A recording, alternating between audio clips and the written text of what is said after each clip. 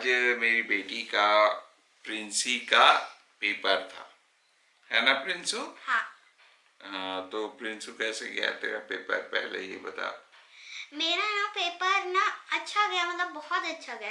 पहले ना मैं एकदम फटाफट लिख ली, पर मैं ना उसको पहले ना 2 से 3 बार ना रीचेक की, तो ना मेरे को थोड़ा गलत लगा, मैं उसको ना सही की, फिर उसके बाद ना मेरे को ठीक लगा। मतलब जब भी हम लोग पेपर देते हैं तो उसको रीचेक जरूर करना चाहिए, चाहे आप जल्दी कर लो या बाद में करो पेपर, तब भी जो है वो कम से कम 5 से 10 मिनट जो है वो पेपर को जो है वो आखिरी में जरूर देख लेना चाहिए, है ना? हाँ। और बेटा ये बता, पेपर जब होता है तो उसको तू पहले पूरा पढ़ के देखती है या फिर सीधे सीधे जो है वो उसका मतलब एक एक क्वेश्चन देखती है और सीधे सीधे उसका आंसर लिखना शुरू करती है? मैं पहले क्वेश्चंस देखती हूँ कि कौन सा क्वेश्चन आया, फिर उसके बाद मैं लिखती हूँ। और सरल क्वेश्चन पहले करती है या कठिन क्वेश्चन को पहले करती है? मैं तो पहले कठिन ही करती हूँ। कठिन क्वेश्चंस को पहले कर लेती है, ऐसा क्यों? पता नहीं, पर मैं ऐसी करती हूँ। अच्छा, इसको पता नहीं, लेकिन खैर अब बहुत सारे लोगों का अलग अलग ये रहता है कि पहले कठिन प्रश्नों को हल कर लें, या कई लोग ये कहते हैं कि पहले सरल प्रश्नों को हल कर लें। तो हर एक की जो स्ट्रेटजी होती है वो अलग अलग होती है। जो है वो जैसे कई बार बोलते हैं कि यदि आप सरल प्रश्नों को पहले हल कर लेंगे, बाद में जो है वो फिर कठिन प्रश्नों के लिए आपके पास बहुत सारा समय रहेगा, तो वहां पर फिर जो है वो आप कठिन प्रश्नों को अच्छे से कर सकते हैं। और पहले कई लोगों का ये रहता है कि जब हम लोग परीक्षा हॉल में जाते हैं उस समय जो है वो हमारा दिमाग फ्रेश रहता है, तो उस समय जो है वो यदि हम लोग कठिन प्रश्नों को पहले हल कर लेते हैं तो फिर बाद में सरल प्रश्न तो जो है वो ऐसे ही हल हो जाता है। अच्छा ये बता बेटा कि परीक्षा के लिए तू पूरे साल भर के मेहनत को ज्यादा इम्पोर्टेंस देती है कि नहीं 2-3 दिन पहले या 1 महीने पहले या 15 दिन की तैयारी को ज्यादा इम्पोर्टेंस देती है? मैं ना दोनों को ही ज्यादा इम्पोर्टेंस देती हूँ। जैसे जितना मैं पूरा साल भर पढ़ी हूँ ना, उसको मैं एकदम स्टोर कर देती हूँ। जितना मतलब जब पेपर आया ना, तो मेरे को आधे क्वेश्चंस तो याद ही हुए रहे। कहाँ स्टोर करके रखती है? दिमाग में। अच्छा, ये दिमाग में स्टोर करके रखती है सारे प्रश्नों को, और नोट्स वगैरह बनाती है हमेशा प्रॉपरली? हाँ, वो तो नोट्स बनाती है, क्लास भी पूरे साल अटेंड करती है ना? अटेंड करती है ना?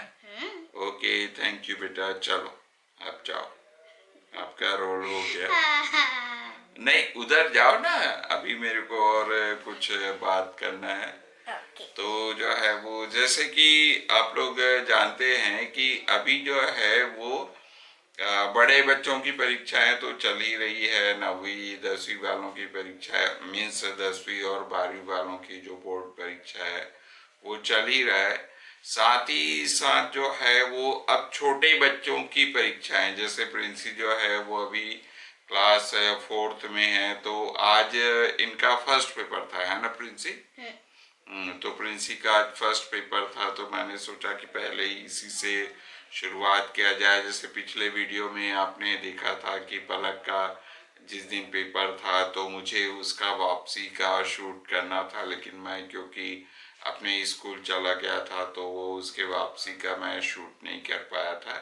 तो जो है वो आज उसी की पूर्ति के लिए मैं कह सकता हूँ कि मैंने इसका प्रिंसी का वीडियो शूट किया। तो ये जो परीक्षा जो होता है, ये परीक्षा सिर्फ बच्चों का नहीं बल्कि माँ बाप का भी एक जैसे परीक्षा के जैसे हो जाता है। और लेकिन यहाँ पर माँ बाप जो है जब अपने बच्चों को परीक्षा की तैयारी करवाते हैं तो उस समय सबसे बड़ी गलती ये करते हैं कि वो बार बार जो है वो बच्चों के मन में परीक्षा को लेकर के एक फियर, मतलब एक डर पैदा कर देते हैं कि अरे पढ़ के नहीं जाएगी, अरे इस क्वेश्चन को तो नहीं पढ़ी, अरे इस क्वेश्चन को नहीं पढ़ी। मतलब बहुत ज्यादा जो है वो खुद भी प्रेशर लेते हैं और फिर उससे जो है वो बच्चा जो है वो भी जो है वो प्रेशराइज हो जाता है। तो सबसे पहली बात तो ये कि जो पेरेंट्स हैं वो बच्चों की परीक्षा को लेकर के खुद भी बहुत ज्यादा स्ट्रेस में ना रहें। यदि आप स्ट्रेस में रहेंगे तो फिर बच्चों का उस तरीके से हेल्प नहीं कर पाएंगे। और जब भी बच्चों को आप ट्रीट कर रहे हैं, मतलब परीक्षा की तैयारी जब भी आप उनको करवा रहे हैं, तो नॉट एज अ टीचर और नॉट एज अ प्रीचर।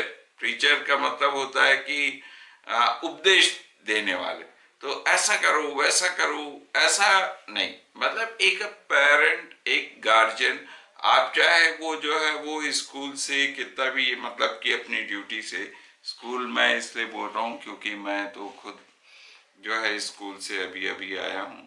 लेकिन हमको कोशिश ये करना चाहिए कि चाहे हम ड्यूटी से आ रहे हैं, कहीं से भी आ रहे हैं, लेकिन एक चिड़चिड़ाहट जो है वो उनके सामने शो नहीं करना चाहिए। उनके मन में किसी प्रकार का जो है वो भय पैदा नहीं करना चाहिए परीक्षा को लेकर के। दूसरी बात जो है वो ये कि परीक्षा के समय आपको अपने बच्चों का डाइट जो है वो उसका विशेष ध्यान रखना चाहिए। मतलब किसी बच्चे, जैसे कि आजकल आप लोग जानते हैं कि बच्चे ज्यादातर जो है वो फास्ट फूड वगैरह काफी ज्यादा लेते हैं।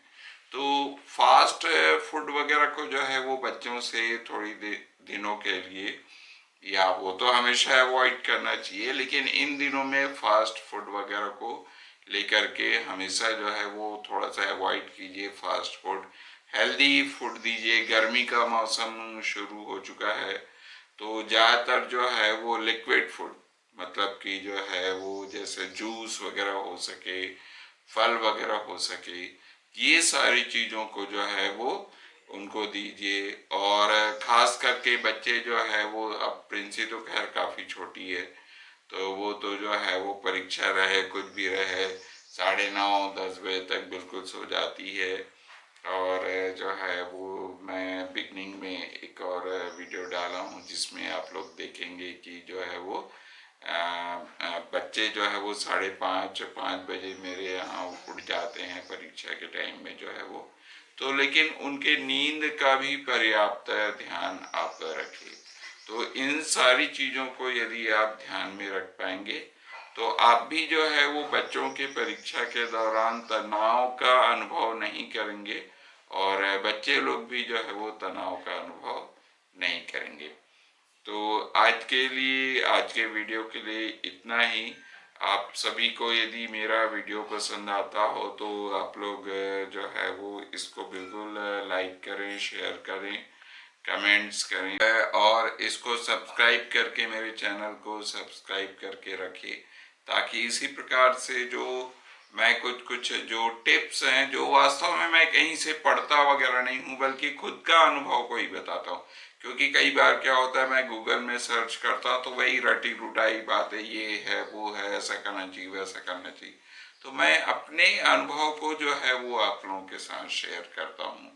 तो आप भी जो है वो इन सारी बातों को यदि आप ध्यान में रखेंगे तो निश्चित तौर से आपके यहाँ भी बच्चों की परीक्षाएं शुरू हो गई होंगी, तो उसको आप लोग हमेशा ख्याल रखेंगे।